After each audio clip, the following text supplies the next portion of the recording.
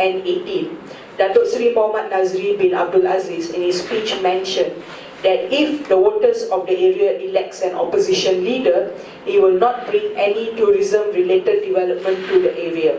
His priority is only to engage with Barisan Nasional adults and not the adults from the opposition political parties. He also called the people who vote for opposition as bodoh. Multiple times in his speech, it was not once, it was not twice, he said, orang yang undi pembangkang tu, orang bodoh. He said that multiple times.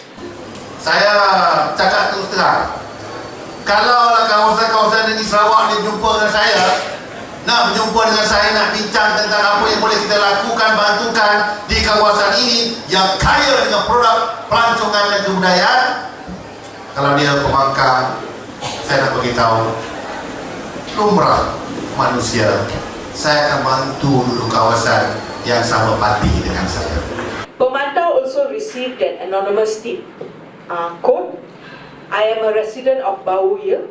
I just heard from my friends that Barisan Nasional is giving the money to the houses at the area and told them to vote PN.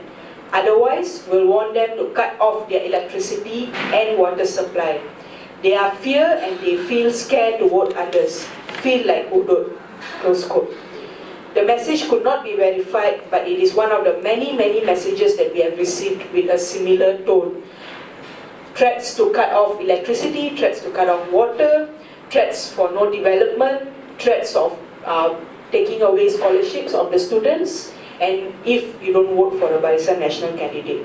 The elections is really screwed up with a lot of offences, and the Election Commission is not doing anything. What are they doing? They are just, out of all the events that we went, we only saw SPR officers in one event yesterday.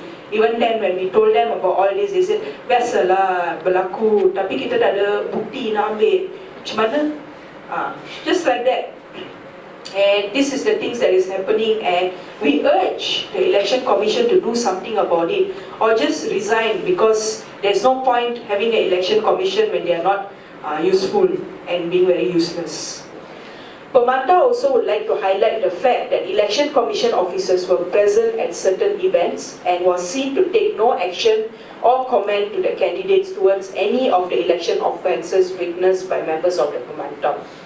In conclusion, not only were the blatant disregard of election laws, this is an alarming sign that there is a broken democratic system practiced in the current state elections of Sarawak, which is accepted as a norm. The check and balance mechanism supposedly represented by the Election Commission meant to prevent such practices is non-existent.